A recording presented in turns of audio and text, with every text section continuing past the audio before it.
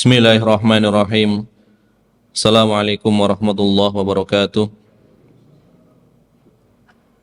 Alhamdulillahirabbil alamin. Wal 'aqibatu lil muttaqin wala udwana illa 'alal zalimin. Wa asyhadu an la ilaha illallah wahdahu la syarika lah. Wa asyhadu anna Muhammadan 'abduhu wa rasuluh.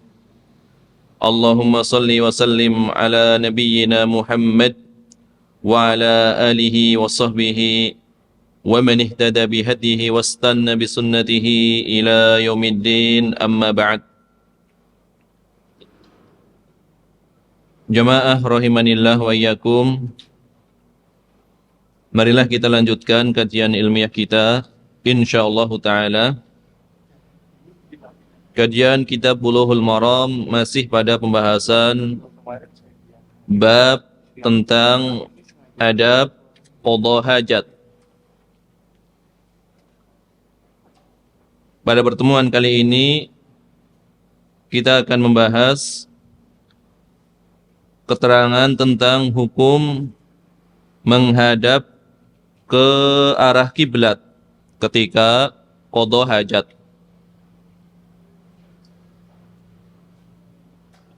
Qala al-mu'allif rahimahullahu ta'ala walis sab'ah, dan di dalam riwayat 7 imam, yaitu Imam Ahmad bin Hanbal, kemudian Imam Al-Bukhari, Imam Muslim, Abu Dawud, Nasa'i, Tirmidzi dan Ibnu Majah, atau dalam istilah Majduddin Ibnu Taimiyah disebut dengan Al-Jamaah. Dan di dalam riwayat 7 orang imam min hadithi Abi Ayyub radhiyallahu anhu, dari hadisnya Abu Ayyub radhiyallahu anhu, di dalamnya terdapat sabda Nabi sallallahu alaihi wasallam, la tastaqbilul qiblata wa la tastadbiruha bighaitin wala baulin. Janganlah kalian menghadap ke arah kiblat, jangan pula membelakanginya. Apabila kalian dalam keadaan sedang buang air besar ataupun buang air kecil ataupun kencing. Walakin syarriku au gharribu. Akan tetapi hendaklah kalian menghadap ke arah timur atau kalian menghadap ke arah barat. Ini ditujukan oleh Nabi sallallahu alaihi wasallam kepada penduduk Madinah ketika itu. Karena kiblatnya penduduk Madinah kan arah selatan. Jadi jangan menghadap ke arah selatan atau membelakangi arah selatan. Tetapi menghadaplah ke arah timur atau ke arah barat. Berarti kalau di Indonesia bagaimana? Ya kebalikannya. Ya, kalau di Indonesia berarti ya syammilu au jannibu, menghadaplah ke utara atau ke selatan. Ini kalau di Indonesia posisinya. Ini kaitannya Nabi bersabda kepada para penduduk Madinah yang kiblatnya adalah ke arah selatan. Ya. Adapun Abu Ayyub, ini berarti kunya. Nama beliau adalah Khalid ibnu Zaid al-Ansari an-Najjari. Tapi beliau masyhur, lebih terkenal, ya, masyhur dengan kunyahnya. Beliau ikut menyaksikan ya bai'ah Aqabah. Kemudian beliau ikut membangun Masjid Nabi sallallahu alaihi wasallam yang ada di Madinah. Kemudian di antara kebiasaan Nabi sallallahu alaihi wasallam adalah mempersaudarakan para sahabat. Ya, para sahabat itu dipersaudarakan. Kaum Muhajirin dipersaudarakan dengan kaum Ansor. Di antaranya sahabat yang dipersaudarakan oleh Nabi SAW adalah beliau. Ini orang Ansor. Abu Ayyub adalah orang Ansor. Ya, ketika Nabi SAW datang ke Madinah, maka beliau pun ikut ya membangun Masjid Nabawi. Kemudian membangun rumah-rumahnya, ya. Membangun rumah-rumahnya. Kemudian beliau dipersaudarakan dengan Mus'ab ibnu Umair. Di Abu Ayyub dipersaudarakan dengan sahabat yang mulia Mus'ab ibnu Umair. Ini dipersaudarakan. Siapa diantaranya yang masyhur yang dipersaudarakan oleh Nabi SAW? Salman Al-Farisi. Salman Al-Farisi dipersaudarakan dengan Abu Darda. Ya. Salman Al-Farisi dipersaudarakan dengan Abu Darda. Dan dua-duanya, kata Mu'adz ibnu Jabal, adalah di antara 4 orang yang paling alim. Penduduk bumi. Kata Mu'adz ibnu Jabal, di antara penduduk bumi yang paling alim, yang paling berilmu, di antaranya adalah 4 orang. Satu di antaranya adalah Abu Darda. Kemudian Salman Al-Farisi. Kemudian satu lagi Muhammad bin Salam, yang dulunya adalah seorang Yahudi, yang dia bertanya kepada Nabi SAW tentang makanan apa yang pertama kali dimakan oleh penduduk surga dan lain-lain. Yang bisa menjawab pertanyaan ini hanyalah Nabi. Jadi ya Muhammad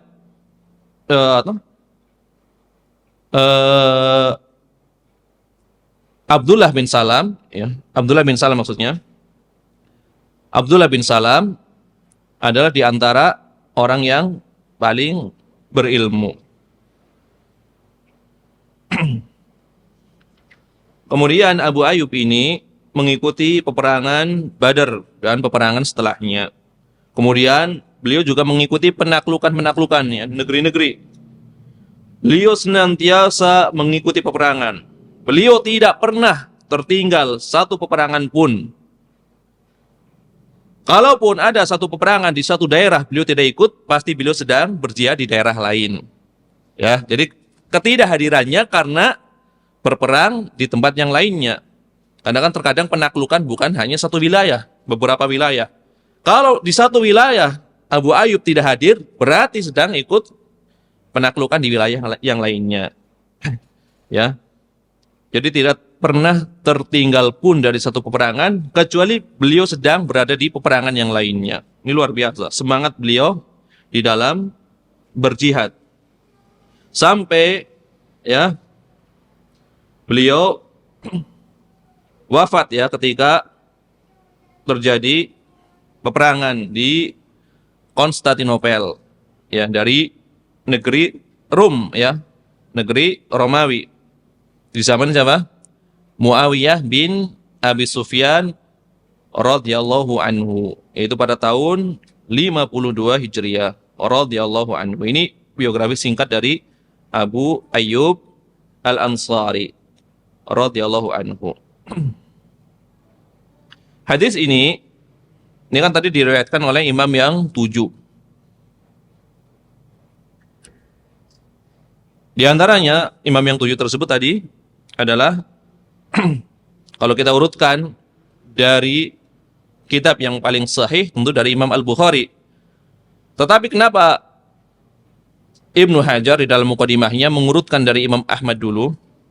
Itu karena dari sisi usianya, yang paling seniornya. Jadi bukan paling sahihnya. Imam Ahmad didahulukan. Di antaranya adalah karena beliau paling senior. Ya, hampir seluruh ahli hadis yang menulis kitab-kitab besar itu semuanya rata-rata pernah berguru kepada Imam Ahmad bin Hambal. Jadi didahulukan. Adapun setelah Imam Ahmad urutannya paling sahih, ya. Khusus Imam Ahmad saja dahulukan. Karena dari sisi keutamaan beliau mendahului mereka dari sisi ilmu, kemudian dari sisi umur, kemudian dari sisi keimamannya. Beliau adalah imam Ahlus Sunnah wal Jamaah kalau dikatakan secara mutlak. Adapun setelahnya tentu sesuai urutan kitab yang paling sahih. Maka dikatakan Al-Bukhari, Muslim, baru 4 sunan, yaitu yang telah menjadi hampir menjadi kesepakatan para ulama mengurutkannya seperti itu. Nanti di kitab ke-6-nya ada khilaf. Apakah Ibnu Majah atau Muwatta yang ke-6-nya. Tapi ini secara umum jumhur para ahli hadis urutannya seperti itu. Kalau Ibnu Hajar mendahulukan Nasa'i sebelum Tirmidzi dari sisi kesahihan. Kalau ulama yang lainnya Tirmidzi dulu baru Nasa'i. Tapi mereka sepakat Nasa'i itu masuk dalam 4 sunan, ya, yang dikhilafiahkan Ibnu Majahnya. Yang ke-6-nya Ibnu Majah atau Muwatta Imam Malik. Tapi kebanyakan ulama memilih Ibnu Majah karena zawaid hadis tambahan itu lebih banyak di Ibnu Majah, di kitab Sunan Ibnu Majah daripada di Muwatta. Maka lebih didahulukan Sunan Ibnu Majah. Hadis ini diriwayatkan oleh Imam Al-Bukhari di dalam kitab Al-Wudu, di dalam kitab wudu. Beliau membawakan babnya la tustaqbalul qiblatu bi ghaitin wala baulin illa indal bina. Tidak boleh ya ketika qada hajat ataupun kencing menghadap ke arah kiblat kecuali apabila dia berada pada suatu bangunan. Ini Imam Bukhari memberikan keterangan seperti itu, kecuali apabila berada pada suatu bangunan. Berarti mazhab beliau tidak terlarang secara mutlak menghadap ke arah kiblat. Nanti akan kita bawakan khilafnya. Ya. Ada 8 pendapat. Tapi kita tidak bawakan semua, paling 4 ya. Kebanyakan nanti kalau 8. Imam Asy-Syaukani membawakan nanti ada 8 pendapat. Tapi kita bawakan beberapa saja. Nah, termasuk Imam Al-Bukhari di sini mengisyaratkan beliau memilih pendapat yang tidak haram secara mutlak. Karena beliau membawakan bab ya illa indal bina, kecuali apabila seorang berada di dalam bangunan. Berarti yang dilarang adalah ketika di luar bangunan. Ini mazhab jumhur ulama dari kalangan 4 mazhab tentunya.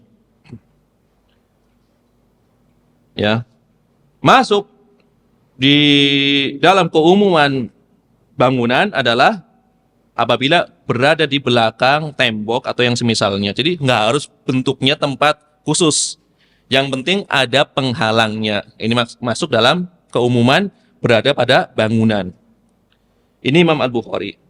Kemudian beliau juga meriwayatkan, itu Imam Al-Bukhari dari jalur yang lainnya. Di dalam kitab sholat. Pertama di dalam kitab wudu. Kemudian yang kedua di dalam kitab sholat. Babnya Qiblatu ahlil Madinah wa ahli Syam. Kiblatnya ahli Madinah, penduduk Madinah, dan ahli Syam, penduduk Syam. Ini di kitab sholat. Ya. Jadi di dua kitab, di kitab Al-Wudu dan di dalam kitab sholat. Dari jalur yang berbeda, tapi isinya sama. Walaupun tidak harus seluruh hadis ini dibawakan dari depannya sampai akhirnya. Imam Al-Bukhari kan menyesuaikan dengan kebutuhan bab. Menyesuaikan dengan kebutuhan bab. Kemudian Imam Muslim juga meriwayatkan hadis ini. Ya. Kemudian Imam Abu Dawud, Imam At-Tirmidzi, Imam An-Nasa'i, Imam Ibnu Majah, kemudian Imam Ahmad, semuanya dari jalur Az-Zuhri. Masyhur nih, ya. Ibnu Syihab Muhammad Ibnu Muslim. Salah seorang di antaranya yang meriwayatkan dari Az-Zuhri adalah Imam Darul Hijrah. Beliau gurunya Imam Malik. Ya, Imam Az-Zuhri adalah di antara ulama ahli hadis yang pertama kali mengumpulkan hadis secara tertib. Ya tentu sebelumnya ada yang mengumpulkan, cuma tidak tertib. Beliau yang pertama kali mengumpulkan secara tertib. Imam Az-Zuhri. Ya, beliau senantiasa berada di sisi Abdul Malik bin Marwan sebagai penasihatnya di zaman kekhalifahan Abdul Malik bin Marwan. Padahal bapaknya berselisih dengan Abdul Malik bin Marwan. Sering berdebat itu dengan Abdul Malik bin Marwan dalam masalah fikih. Karena Abdul Malik bin Marwan sebelum ya menjadi khalifah, dia adalah ahli fikih. Debat dengan Az-Zuhri, beliau ahli hadis, Abdul Malik bin Marwan ahli fikih. Ya sering diskusi ya tentang permasalahan-permasalahan fikih. Dari jalur Az-Zuhri semuanya. Kemudian dari Atha bin Yazid Al-Laitsi dari Abu Ayyub radhiyallahu anhu. Qala Rasulullah sallallahu alaihi wasallam. Rasulullah sallallahu alaihi wasallam bersabda. Ini riwayat lengkapnya kita bacakan. Idza ataitumul ghaita. Jika kalian mendatangi ghaid. Ghaid yang pertama maknanya tempat buang air. Jadi ghaid maknanya bisa tempatnya. Makna kedua, ghaid itu adalah kotorannya. Tetapi asalnya adalah tanah yang rendah.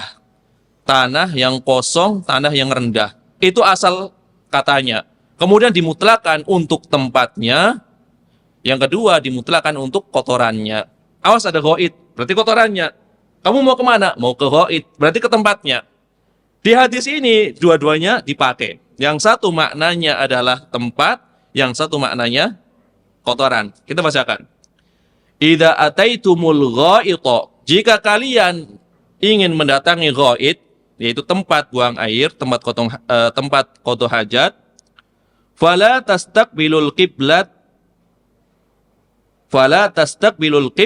bi ghaitin wala baulin wala tastadbiruha. Maka janganlah kalian menghadap kiblat bi ghaitin dengan kotoran tersebut, yaitu dalam posisi sedang kotor hajat, wala baulin, tidak pula ketika dalam keadaan kencing, wala tastadbiruha, tidak boleh pula membelakanginya.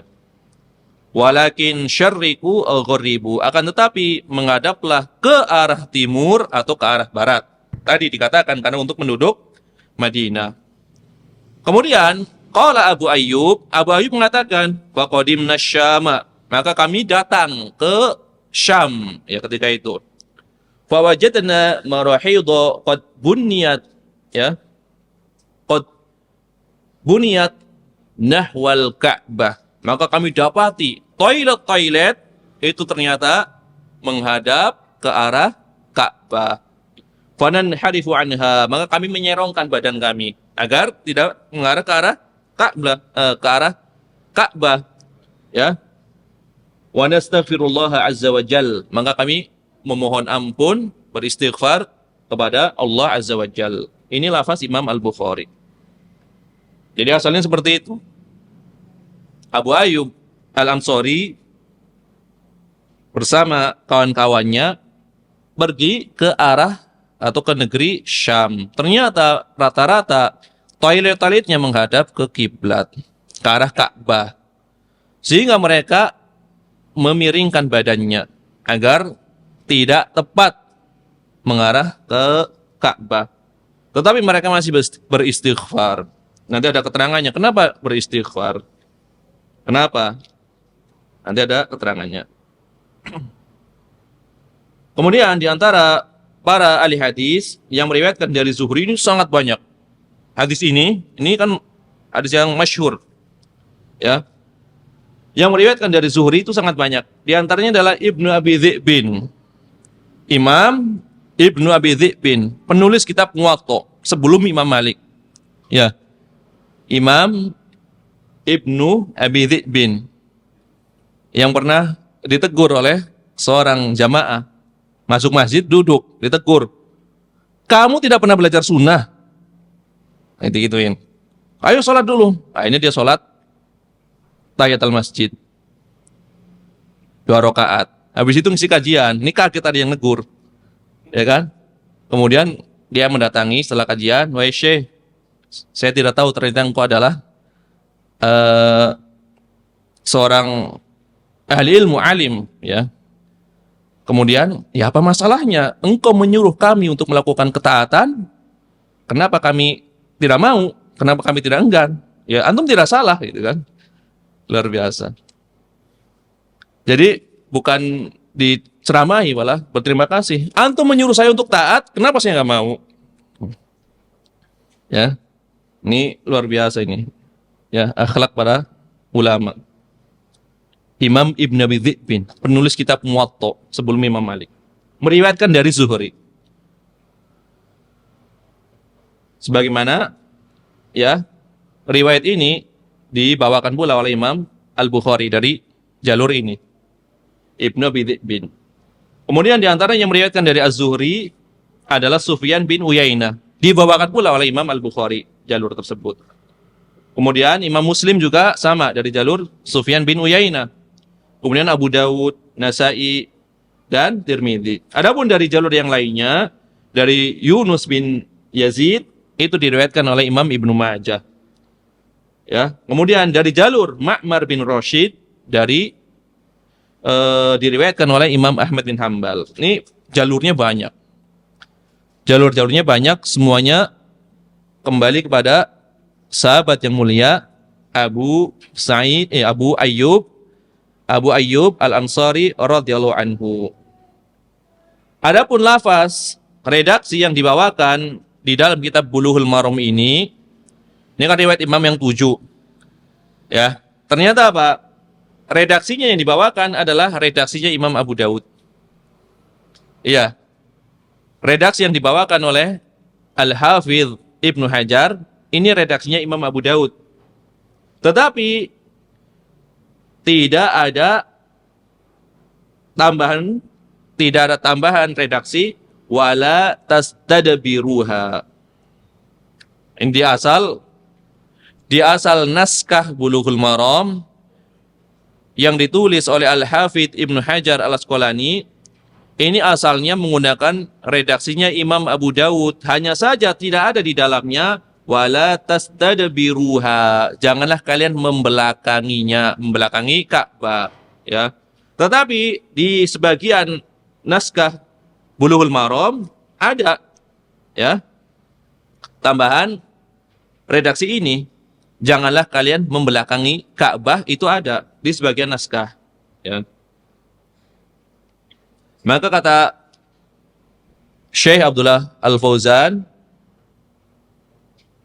"Lau qala marfu'an", setelah membawakan wali sab'ah dan diriwayatkan oleh 7 imam dari hadisnya Abu Ayyub, lau qala marfu'an, sekiranya dikasih keterangan hadis marfu secara marfu, berarti ucapan Nabi SAW, lakana ahsan, tentu itu yang terbaik. Walakin ikhtasara dzalika, akan tetapi Al-Hafidh ini meringkas riwayatnya.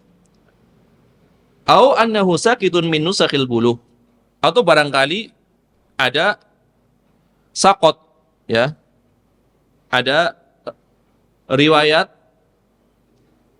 yang hilang dalam sebagian naskah, ada redaksi yang hilang dalam sebagian naskah. Ini kan naskah ini kan disalin berulang-ulang seperti itu. Di satu naskah ditetapkan adanya redaksi ini, di naskah yang lainnya tidak ada. Ini biasa di dalam makhtutot atau kitab yang masih asli, yang tulisannya masih manuskrip, itu banyak. Terutama di dalam kitab Sahih Al-Bukhari, itu banyak beberapa perbedaan. Kayak misalkan Imam Al-Bukhari memulai kitabnya Bismillahirrahmanirrahim, kaifa, ya, bad'ul wahyi, awalnya seperti itu, kaifa bad'ul wahyi dan seterusnya, nggak ada babnya. Tapi di sebagian naskah Bahkan rata-rata oleh pensyarah ditambah bab. Atau sebagian ditambah kitab Badi'il Wahyi. Ini kan tambahan. Bukhari-nya nggak ada seperti itu. Ya. Kemudian setelahnya hadis yang semisal harusnya bukan bab baru, ditulis bab baru. Dan ini para pentahqiq mengetahui sebenarnya, cuma tidak mampu berubah. Tidak mampu merubahnya. Kalau dirubah nanti kacau ke bawahnya, karena udah diurutkan, kayak gitu maksudnya. Tapi sebagai amanah ilmiahnya, aslinya di kitab Bukhari hal ini nggak ada. Seperti ini nggak ada. Dikasih keterangan. Cuma kami tidak akan membuangnya. Soalnya kalau membuang nanti ya urutannya dari nomor dengan bab itu kemudian jadi kacau. Kemudian orang yang ingin membuat karya tulis, ingin merujuk referensi nanti susah. Kalau ini kan jelas di bab ini, walaupun mungkin Imam Al-Bukhari tidak menulis bab tersebut. Tapi mudah untuk dirujuk seperti itu. Ya. Jadi terkadang sesuatu yang keliru terkadang dibiarkan, cuma dikasih keterangan. Maksudnya tidak dirubah. Kalau dirubah malah nanti jadi susah ketika ingin dijadikan sebagai rujukan. Orang yang merujuk kebingungan. Kayak penomoran Imam Muslim, hadis terdahulu ini, para ulama ketika menulis hadis, itu tidak ada nomornya sebenarnya. Jadi nomor itu datangnya belakangan oleh para penelitinya. Bukhari hanya hadis, tanpa nomor. Tapi tetap dibawakan kitab dan bab. Muslim hanya kitab tanpa bab, tanpa nomor lagi. Nggak dikasih nomor. Di antara yang serius mengkaji penomoran hadis adalah Syekh Muhammad Fuad Abdul Baqi. Itu pun penomoran di antaranya kitab Imam Muslim, itu pun ada beberapa yang keliru seperti itu. Karena cara menghitung hadisnya yang seperti apa? Karena Imam Muslim ketika membawakan suatu hadis, riwayat yang semisal ditaruh di bawahnya, tidak di tempat lain. Hadis utamanya dibawakan, kemudian syawahidnya dibawakan di bawahnya. Apakah ini dihitung satu hadis atau ini dihitung dua hadis? Kan seperti itu. Maka nomornya berbeda-beda. Maka kalau antum misalkan bisa beli ya kitab Sahih Muslim yang asli, lihat pasti nomornya ganda. Ada nomor yang luar, ada nomor yang di dalam kurung. Ya.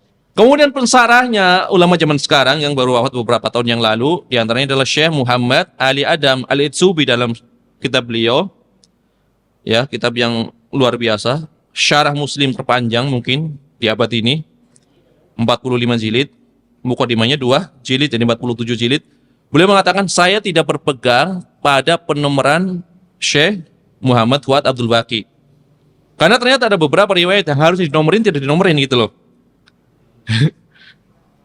Nah, lebih muskil lagi ketika Syekh Muhammad Fuad Abdul Baqi menulis kitab Al-Lu'lu' wal Marjan.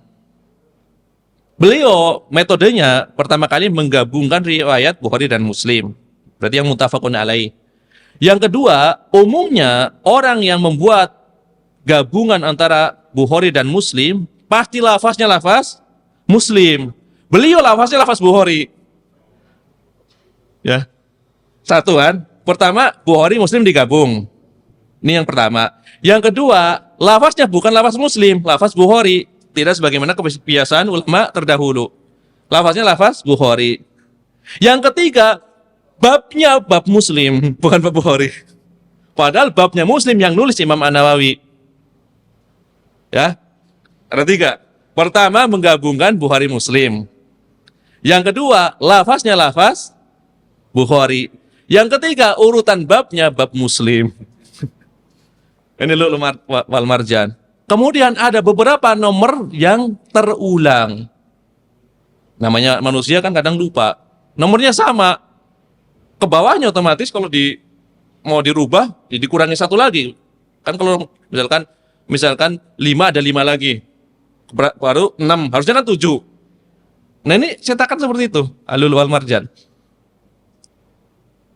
Ya.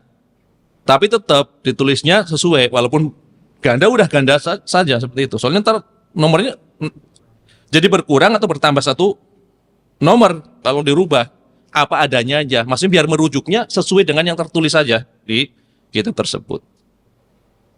Ya, ini ya kerumitan ya di dalam naskah seperti itu.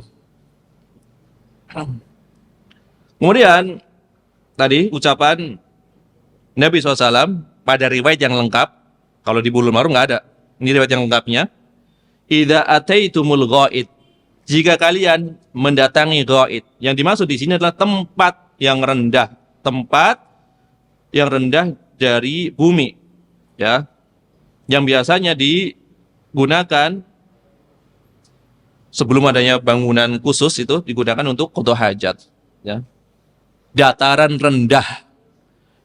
rendah yang biasanya digunakan oleh orang-orang untuk qada hajat.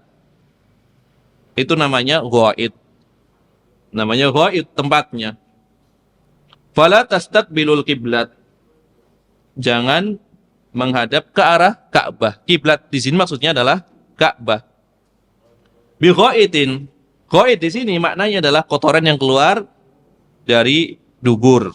Nah, jadi depannya ghaid maknanya tempat, belakangnya ghaid maknanya adalah kotorannya. Ya. Kemudian faqadimna Syam. Kami datang ke Syam, yaitu setelah penaklukan. Setelah Syam ditaklukkan. Kemudian marahid, ya, marahid jamak dari mirhaud, toilet. Ya. Bisa digunakan untuk istilah tempat pemandian, itu juga bisa. Jadi asal katanya maknanya adalah tempat yang kosong. Maksudnya tempat digunakan untuk menyendiri. Ya, itu disebut sebagai mirhaud, toilet. Kemudian ucapan Abu Ayyub, fananharifu anha wa nastaghfirullah azza wa jal, ya. Fananharifu, maka kami menyerongkan badan kami anha, dari arah kiblat tersebut. Wa nastaghfirullah azza wa jal, dan kami beristighfar memohon ampun kepada Allah azza wa jal, ya. Kemudian kenapa di sini istighfar? Yang pertama karena kemungkinan pertama adalah karena mereka memiringkan badannya tetapi tetap tidak bisa sempurna, ya, menghindari arah kiblat, mungkin karena sempitnya atau yang lainnya. Jadi sebisa mungkin mereka sudah berusaha miring tetapi tetap masih agak ke arah kiblat, ya. Atau sebagian mereka memang tidak bisa memiringkan, ya, posisi duduknya, mungkin badannya saja. Tapi ini sebisa mungkin, ya. Sebisa mungkin mereka berusaha memiringkannya. Jadi mereka beristighfar. Ini hanyalah ihtimal, kemungkinan saja. Hakikat sebenarnya nggak diterangkan oleh Abu Ayyub Al-Ansari. Para ulama hanya membawakan ihtimal, kemungkinan. Mungkin seperti itu. Karena posisinya mungkin susah untuk bergeser dari arah kiblat. Atau tidak memungkinkan duduknya digeser, ya, karena susah. Misalkan dia duduk posisinya sempit dan seterusnya. Intinya adalah kemungkinan-kemungkinan. Tetapi di antara sahabat yang dinukil pendapatnya yang mengharamkan secara mutlak ke arah kiblat, mau di bangunan, mau di luar bangunan, adalah Abu Ayyub Al-Ansari.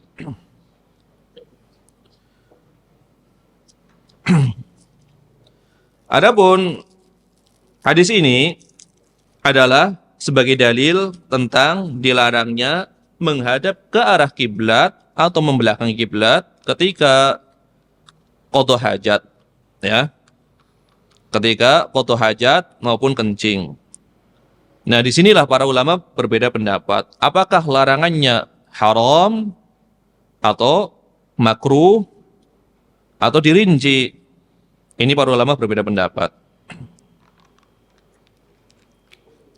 Al-Imam Asy-Syaukani di dalam Nailul Awtar itu membawakan 8 pendapat.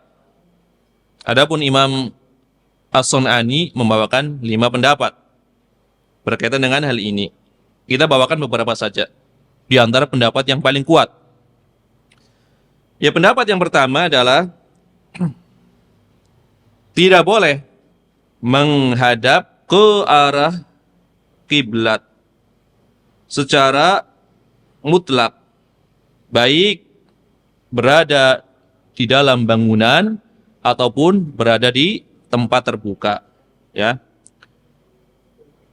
Yang pertama, tidak boleh menghadap ke arah kiblat atau membelakanginya secara mutlak di tempat tertutup maupun tempat terbuka. Ini adalah pendapat dari sahabat yang mulia Abu Ayyub Al-Ansari, ya. Kemudian diikuti oleh ulama setelahnya yang mengikuti pendapat ini yang mengharamkan secara mutlak. Di antaranya adalah Imam Mujahid. Mujahid berarti murid dari Ibnu Abbas radhiyallahu anhuma. Kemudian Imam Ibrahim An-Nakhai. Imam Ibrahim An-Nakhai juga mengikuti pendapat ini. Kemudian Imam Ats-Tsauri, Sufyan Ats-Tsauri. Kemudian Imam Abu Thawr. Dan ini adalah sebuah riwayat dari mazhab Hambali, tapi bukan mu'tamad. Sebuah riwayat di dalam mazhab Hambali. Kemudian di antara tabi'in yang meriwayatkan atau yang pendapatnya sama dengan pendapat ini adalah Atha, ya, Atha bin Abi Rabah. Kemudian ulama setelahnya Imam Al-Auza'i. Jadi banyak nih para salaf yang memilih pendapat haram secara mutlak menghadap kiblat atau membelakanginya, baik di dalam bangunan maupun di tempat terbuka. Kemudian ulama dari kalangan pengikut mazhab yang merojihkan pendapat ini, di antaranya adalah Imam Ibnul Arabi Al-Maliki, salah seorang hafidnya Andalus. Imam Ibnul Arabi, alim, ya, Al-Qadi Abu Bakar Ibnul Arabi. Beda ya dengan Ibnu Arabi yang disamakan. Ibnu Al-Arabi ini ada alif lamnya. Ibnul Arabi. Ini ahli fikih, ahli hadis, hafidnya Andalus. Ulama besar, karya yang sangat banyak. Kemudian syarah beliau tentang kitab Muwatta itu juga banyak dipuji oleh para ulama. Beliau banyak mensyarah hadis. Sangat bagus syarah beliau. Di antaranya adalah yang tipis, yang dikte itu Al-Qobas. Dikte satu atau dua jilid tipis, dikte. Jadi syarah bab, bukan seluruh hadisnya disyarah. Babnya di syarah. Bab ini maknanya ini, hadis yang berlaku ini. Tapi luar biasa. Meskipun satu jilid tebal, tapi luar biasa. Atau yang lebih besar, perluasan dari ini, kitab Al-Masalik, ya, ila Muwatta Al-Imam Malik. Judulnya banyak. Terkadang Al-Masalik ila Muwatta Al-Imam Malik. Terkadang Al-Masalik li syarhi Muwatta Imam Malik. Ada beberapa. Tapi intinya depannya sama, Al-Masalik. Nah, ini juga bagus. Ini adalah inti dari 3 kitab syarah sebelumnya. At-Tamhid, Al-Istidhkar, sama Al-Muntaqo karya Al-Baji, Abul Walid Al-Baji, yang pernah berdebat dengan Ibnu Hazm dan sering diriwayatkan ya debat-debatnya dengan Imam Ibnu Hazm. Nah, Imam Ibnul Arabi memilih pendapat ini. Pendapat haram secara mutlak di bangunan maupun di tempat terbuka. Ini dari kalangan Malikiyah. Imam Ibnul Arabi. Kemudian dari kalangan Zuhiriyah, Imam Ibnu Hazm, ya. Kemudian dari kalangan Hanabilah yang memilih pendapat ini adalah Syekhul Islam Ibnu Taimiyah rahimahullah taala dan Imam Ibnu Qayyim, ya. Kemudian di antara ulama kontemporer adalah Syekh Al-Albani memilih pendapat ini. Haram secara mutlak. Kemudian Syekh Muhammad bin Shalih Al-Utsaimin juga memilih pendapat ini. Kemudian Syekh Abdullah Al-Fauzan menulis kitab Minhatul Alam juga memilih pendapat ini. Ya. Memilih pendapat diharamkan secara mutlak menghadap kiblat atau membelakanginya di bangunan maupun di luar bangunan. Di antara dalilnya Dalilnya adalah hadis Ayub ini. Zahir dari hadis Ayub ini. Kan ada larangan di sini. Janganlah kalian menghadap kiblat. Jangan pula membelakanginya apabila kalian buang hajat. Kan gitu. Kan umum ini. Ya. Di sini hukum asal larangan adalah untuk menunjukkan tahrim, pengharaman, kan seperti itu.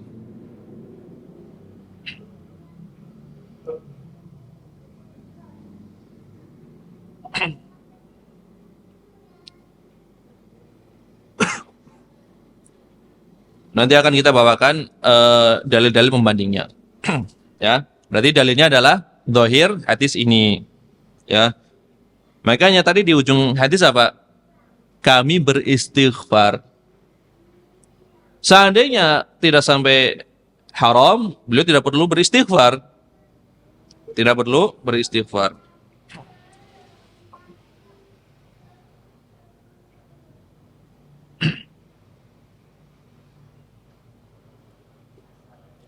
Kemudian hadis yang lainnya yang dijadikan dalil adalah hadisnya Salman Al-Farisi. Kan ada yang semisal ini, ya. Hadis dari Salman Al-Farisi.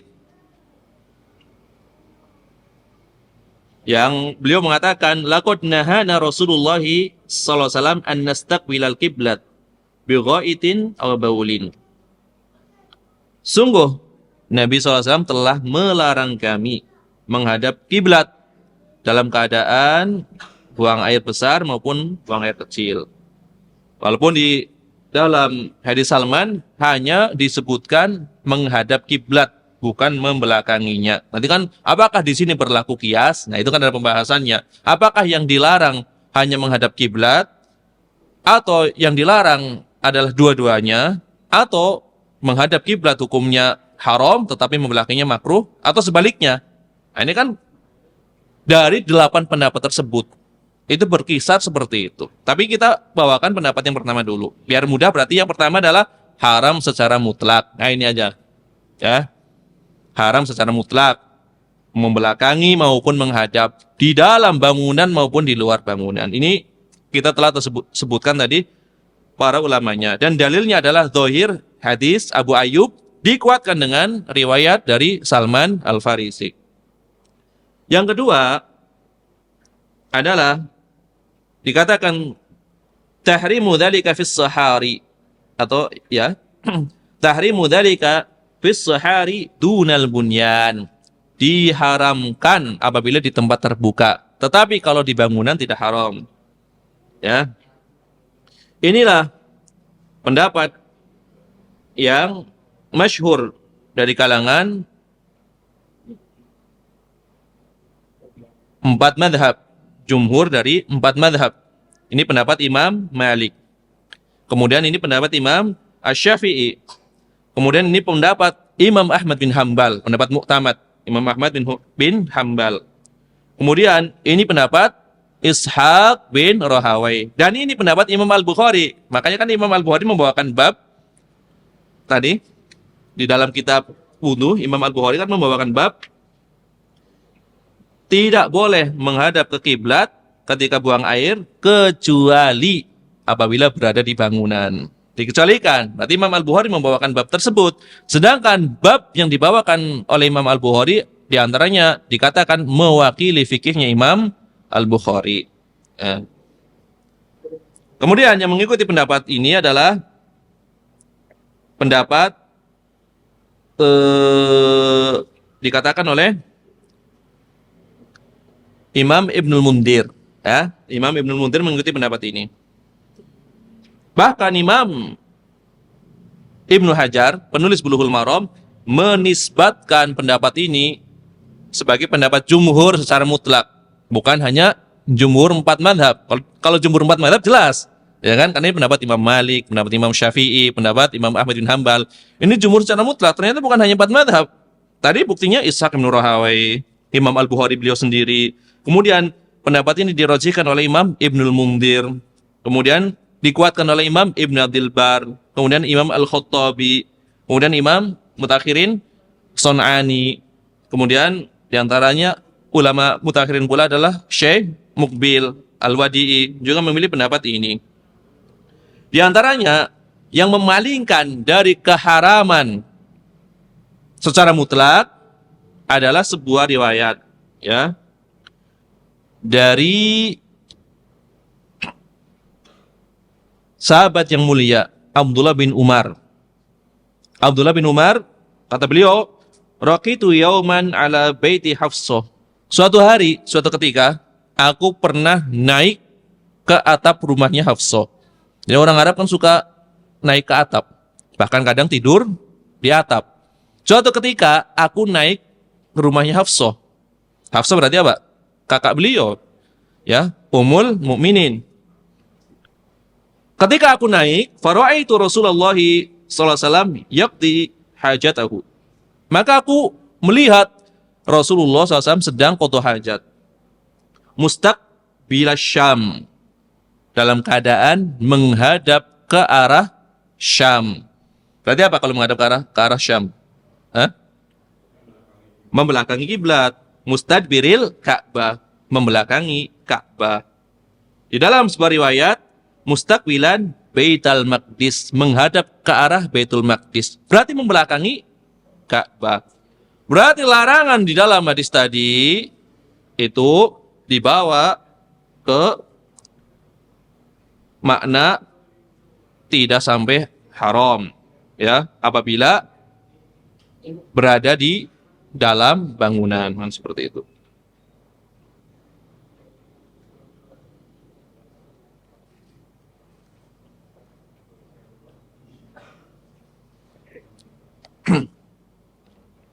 Makanya kata Syekh Abdullah Fauzan, yang lebih utama bagi penulis Bulughul Maram hendaknya menyebutkan hadis ini setelah hadisnya Abu Ayyub, ya.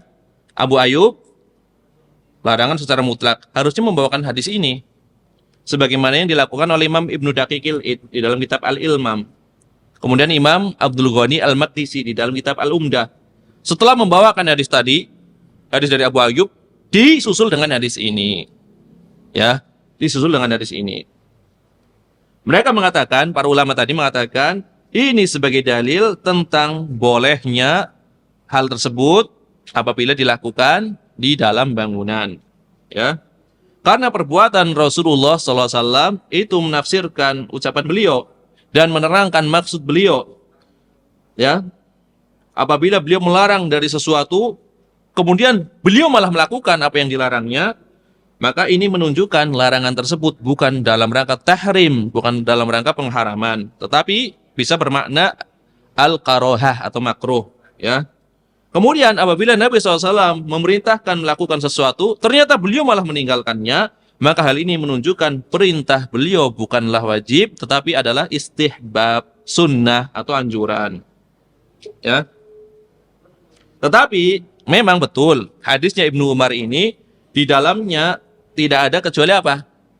Pernyataan membelakangi Ka'bah. Di sini tidak tegas dinyatakan dalil bolehnya menghadap ke Ka'bah. Kan membelakangi doang tadi kan? Dia kan mengarah ke Baitul Maqdis, membelakangi Ka'bah. Ya. Maka di sini jumhur ulama yang mengikutkan menghadap ke arah kiblat dengan jalan kias, mengkiaskan. Kias, karena kan semisal dua-duanya adalah pernah menjadi kiblatnya kaum muslimin. Apabila satu di antara keduanya ada larangannya, maka berlaku pula buat yang lainnya, menghadap maupun membelakanginya. Jadi jalur kias, karena yang datang di dalam riwayat ini adalah hanya membelakangi kiblat, menghadap ke arah Baitul Maqdis. Tetapi nanti ada riwayat dari Jabir bin Abdullah. Riwayat dari Jabir bin Abdullah, karena Rasulullah SAW qad nahana an nastadbir al-qiblah aw nastaqbilaha bi furujina idza ahraqna al-ma'a. Rasulullah SAW pernah melarang kami, ya, dari membelakangi kiblat atau menghadap ke arah kiblat apabila kami sedang buang air, menghadapkan, ya, Dikatakan bifurujina, menghadapkan ya kemaluan kami ya ke arah kiblat atau membelakanginya.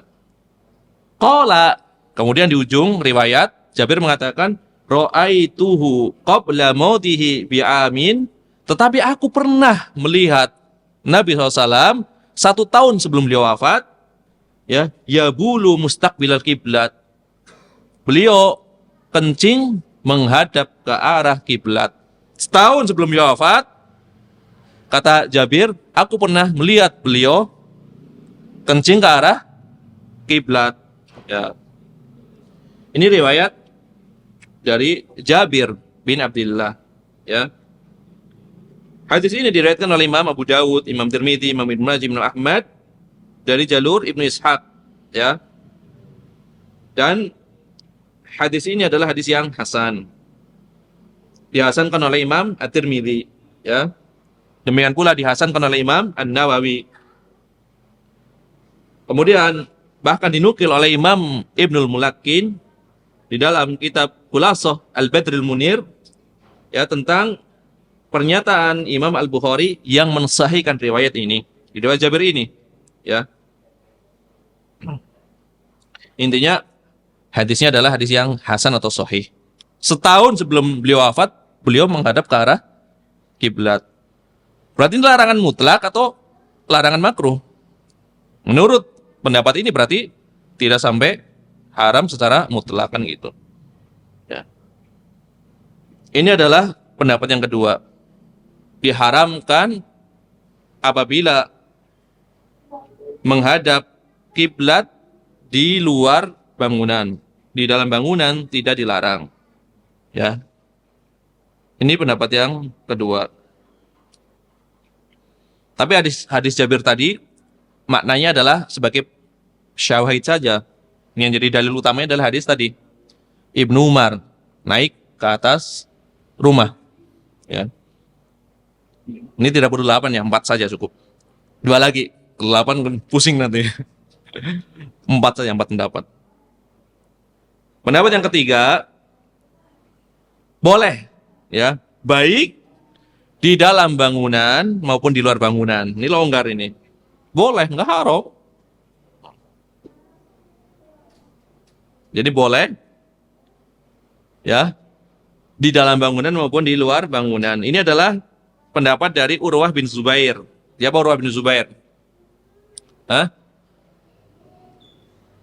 Di antara ahli fikih Madinah yang 7, keponakan Aisyah. Beliau sering sekali bertanya kepada bibinya ini, Aisyah Ummul Mukminin. Urwah bin Zubair ahli fikih. Adik dari Abdullah bin Zubair, tapi dia tabi'in, ya. Lahirnya itu di zaman sahabat Urwah, kakaknya sahabat Abdullah bin Zubair. Ini pendapat Urwah bin Zubair, ya. Boleh ya menghadap kiblat atau membelakangi kiblat baik di dalam bangunan ataupun di luar. Ya, ini longgar. Dan ini pendapat dari Rabi'ah. Siapa Rabi'ah? Syekhnya Imam Malik.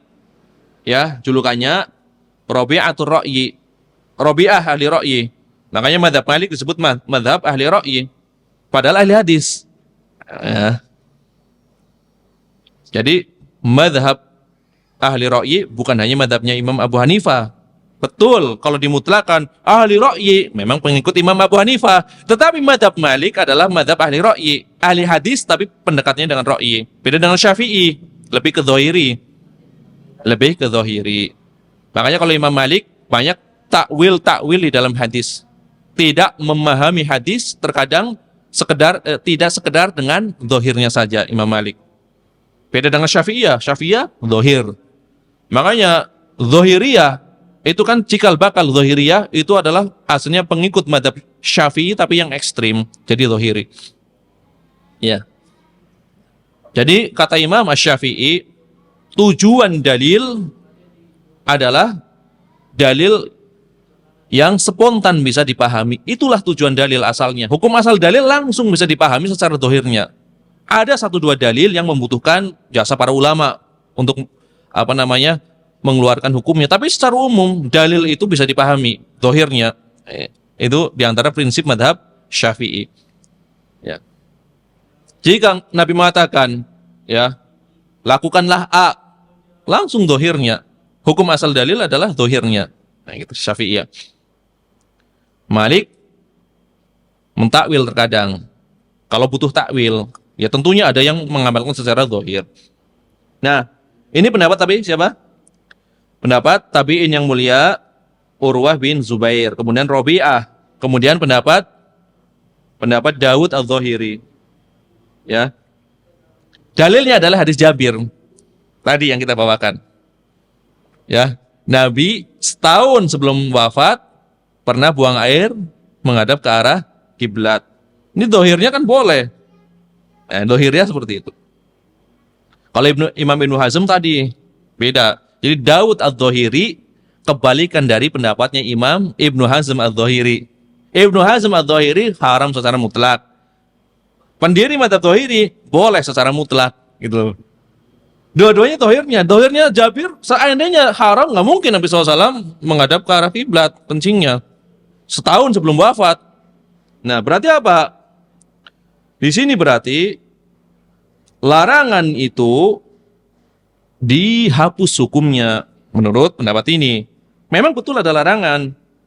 Ya, disebutkan di dalam As-Sahih Al-Musnad, nahan Nabiyyu sallallahu alaihi wasallam an nastaqbilal qiblat bi baul. Nabi SAW melarang Allah melarang kami menghadap kiblat ketika kencing. Fara'aitu qabla an yuqbadha bi amin. Dan aku melihat beliau sebelum beliau diwafatkan, 1 tahun sebelum diwafatkan, yastaqbiluha, malah menghadap ke arah kiblat. Fahadal hadis, ya kata pemilih yang memilih pendapat ini, hadis ini ya yu'tabaru nasikhan li ta'akhurihi. Ini dianggap sebagai nasih yang menghapus hadis sebelumnya karena ini datangnya akhir kan gitu. Ya. Maka sebagian ulama mengatakan ya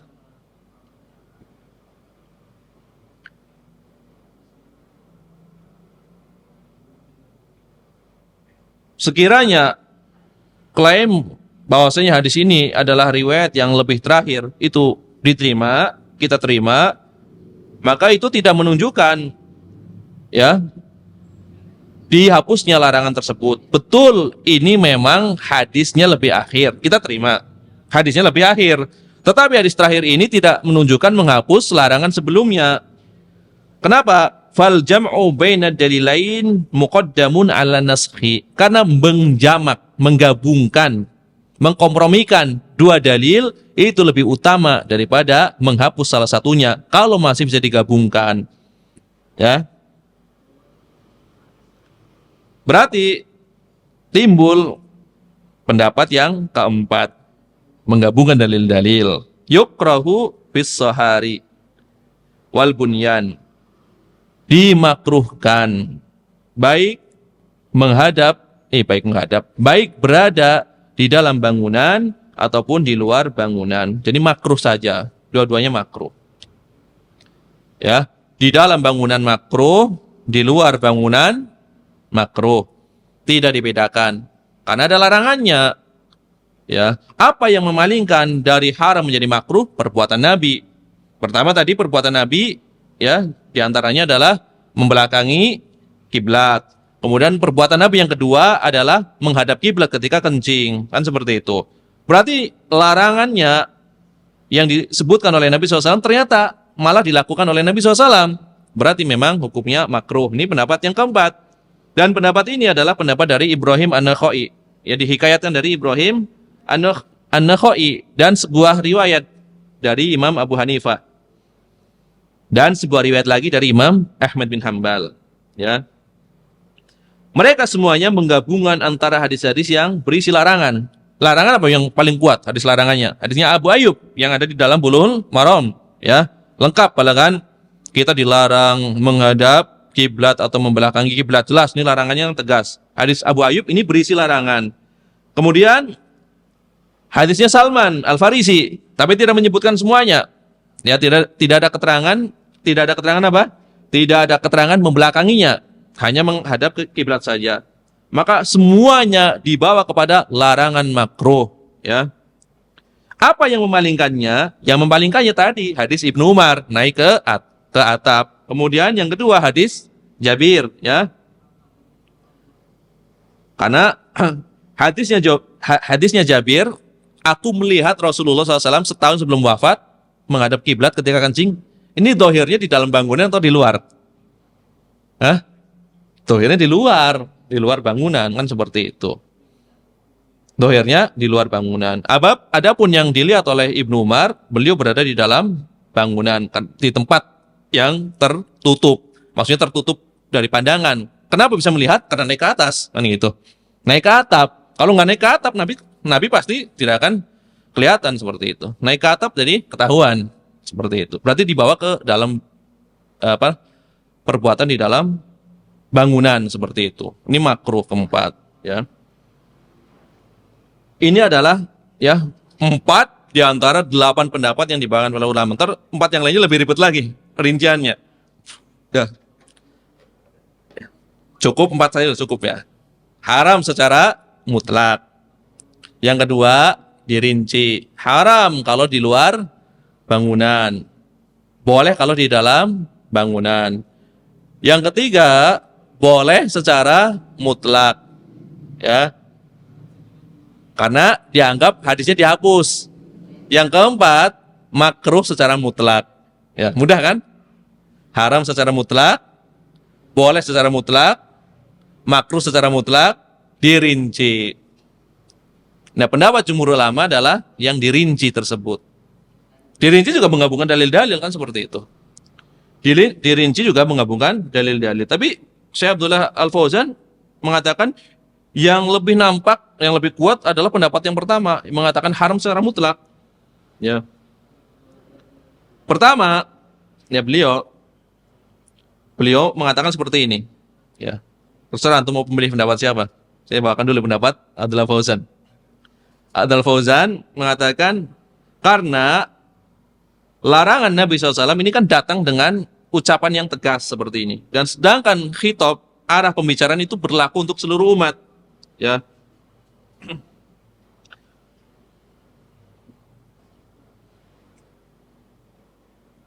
Walam yughayyirhun nabiyyu sallallahu alaihi wasallam fi haqqi ummatihi la mutlaqan wala min wajhin wa qad rawahu adadun minas sahabah ka Abi Ayyub fi sahihain wa Salman al-Farisi wa Abu Hurairah 'inda Muslim wa ghairihim wal mu'arid laha imma ma'lulus sanad wa imma dha'iful adillah. Jadi intinya karena telah diriwayatkan dari banyak imam, riwayat dari Abu Ayyub, di Bukhari Muslim dan seterusnya, maka yang menentang pendapat ini ada 2 kemungkinan. Pertama, kalaupun misalkan ada riwayat yang sahih secara zahirnya, pasti di situ ada ilatnya. Atau yang kedua, menurut Syekh Abdul Fauzan adalah dhaif, lemah dari sisi pendalilan. Ini kan klaim beliau, lemah dari sisi pendalilan. Jadi intinya membantah pendapat yang tidak mengharamkan secara mutlak. Yang kedua, anna ilatan nahyi ta'dhimun wa ta'dhimu wa ihtiramul qiblat. Ilat, sebab larangan di sini adalah pengagungan dan pemuliaan terhadap kiblat. Ya. Makanya makna yang paling tepat yang datang dari larangan ini adalah ilatnya adalah seperti ini, memuliakan dan mengagungkan kiblat. Berarti ketika dikatakan memuliakan dan mengagungkan kiblat kan nggak ada bedanya, mau di dalam ruangan, mau di luar ruangan kan sama-sama menghadap kiblat. Nah, ini kata Syekh Abdullah Fauzan seperti itu. Ya, tidak ada bedanya. Sekarang antum di dalam bangunan. Apakah akan menghilangkan fakta kalau antum tetap menghadap kiblat? Kan tidak. Seperti itu nih. Sekarang kita di kamar mandi. Memang kita berada di dalam bangunan. Cuma tidak menghilangkan fakta menghadap ke arah kiblat atau membelakanginya. Ya. Sekiranya penghalang tembok atau semisalnya itu mencukupi, ya, niscaya yaitu di tempat terbuka, kemudian di gunung-gunung, kemudian di lembah-lembah yang ada bagian-bagian yang bisa digunakan seorang untuk berada atau menutupi dirinya di belakangnya telah mencukupinya. Nah, seperti ini. Maka kata Imam Asy-Syaukani, ini beliau berkomentar setelah membawakan 8 pendapat. Ini di ujungnya. Ini kita nukil dari Imam Asy-Syaukani yang pendapatnya sama dengan Syekh Abdul Fauzan. Al-insaf, kata beliau, yang lebih adil, al-hukmu bil man'i mutlaqon, dihukumi terlarang secara mutlak, ya. Wal jazm bitahrim, dan tegas tentang keharamannya. Hukum keharamannya adalah tegas, kata Imam Asy-Syaukani. Ini seperti itu. Tapi jumhur ulama, sebagaimana dinukil oleh Imam Ibnu Hajar al-Asqalani, adalah memilih pendapat diharamkan ketika di luar bangunan, kemudian dibolehkan ketika di dalam ruangan. Karena ya, penghalang itu memiliki fungsi, ya, sebagai pembatas, sebagaimana seorang yang menghadap ke arah kuburan.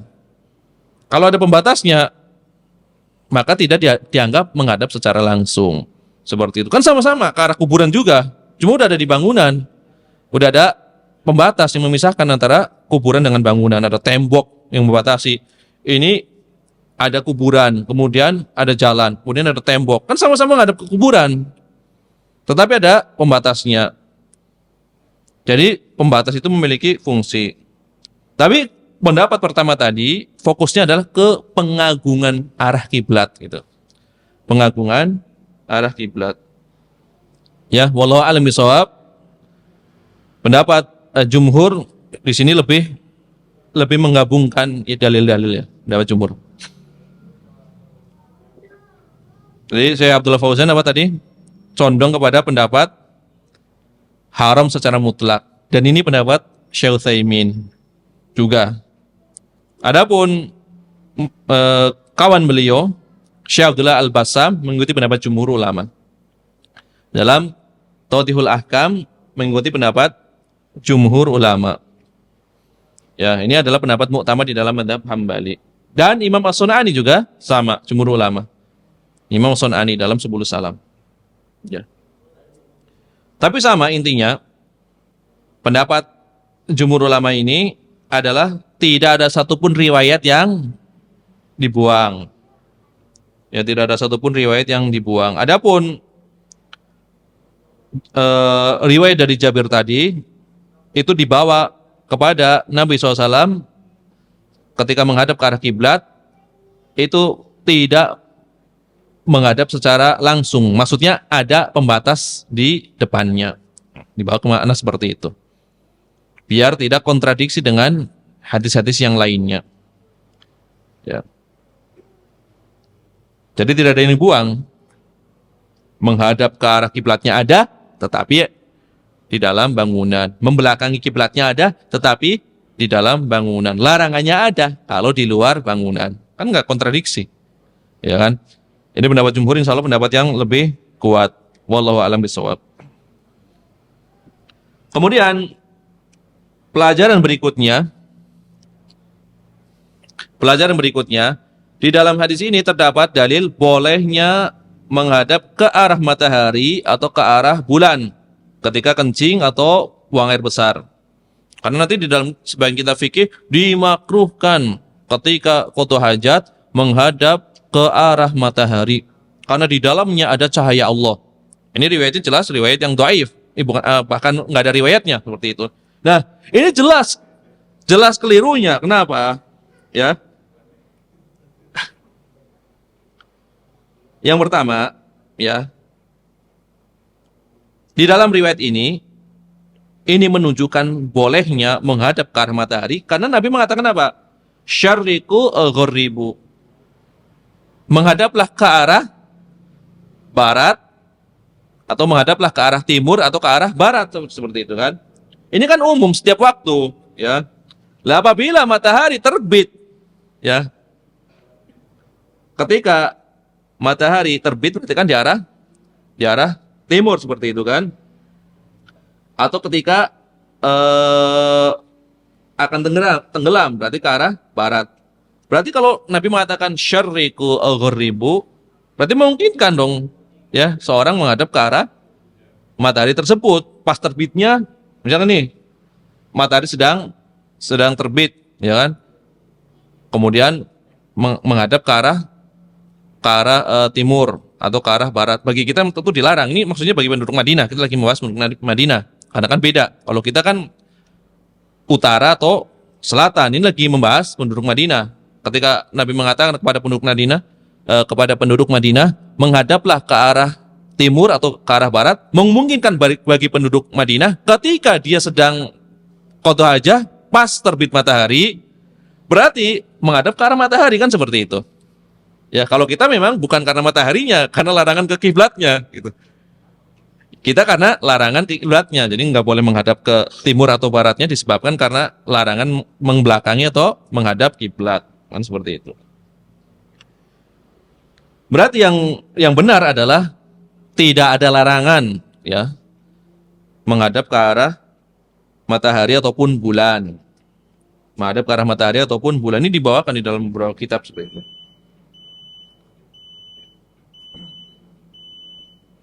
Ya, ada satu atau dua pelajaran lagi, insya Allah kita lanjutkan nanti. Subhanakallahumma wa bihamdika asyhadu an la ilaha illa anta astaghfiruka wa atubu ilaik. Walhamdulillahirabbil alamin. Assalamualaikum warahmatullahi wabarakatuh.